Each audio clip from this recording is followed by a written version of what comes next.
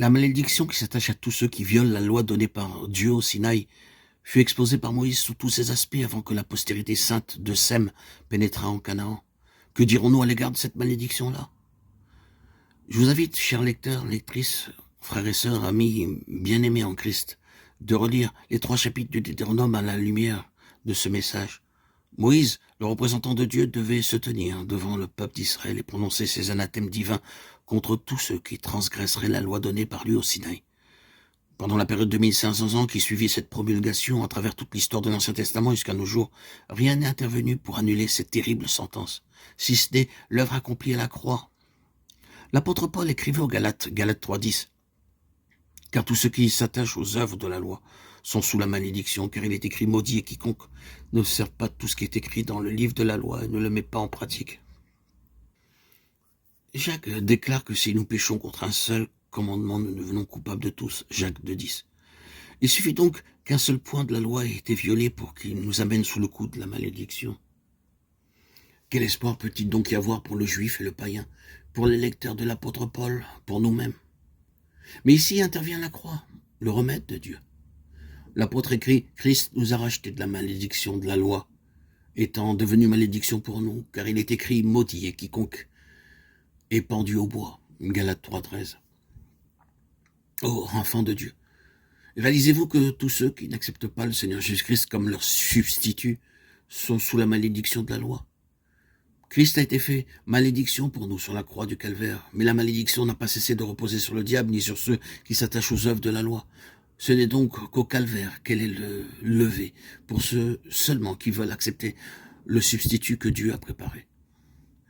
Le calvaire est le seul et unique endroit où nous pouvons être soustraits à la colère de Dieu. Là, il n'y a point d'anathème. Là, nous échappons à la malédiction du serpent, à celle du péché. Là, nous trouvons un refuge en Jésus-Christ. Oui, c'est en faisant reposer votre foi sur lui seul que vous pourrez trouver un abri, en étant enseveli avec lui, devenu une même plante avec lui, en demeurant caché en lui. Hors de lui, nous sommes sous le poids de la malédiction, de la loi violée. En lui, parce qu'il s'en est chargé, nous en sommes libérés. Plus profond encore, nous conduisent ces paroles, « Maudit quiconque est pendu au bois ». Elles nous révèlent de quelle façon le jugement a été exécuté contre l'ancienne création. Sommes-nous prêts à dire Amen à l'égard de la malédiction qui a frappé cette première création, le vieil homme que Christ a porté sur la croix? Il a subi à notre place les effets de la colère de Dieu contre ceux qui enfreignaient la loi, et ce n'est qu'en prenant notre place en lui qu'il nous est possible d'y être soustraits.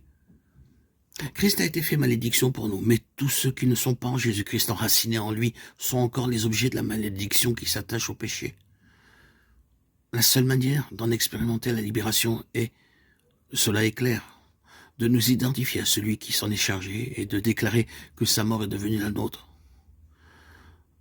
Nous sommes alors rendus capables de remporter la victoire sur Satan et sur toute sa puissance, comme les Israélites le firent à Jéricho, à la condition qu'ils ne touchassent pas aux choses vouées à l'interdit. Avez-vous déjà pris la position qui vous appartient en Christ en face de Satan et de ses œuvres maudites? Avez-vous demandé à Dieu de rendre efficace à leur égard la malédiction qu'il a prononcée? Quand le diable vous attaque, rappelez-lui qu'il est sous le coup de la malédiction divine et il se retirera de vous. N'oubliez pas ce qui est écrit du serpent.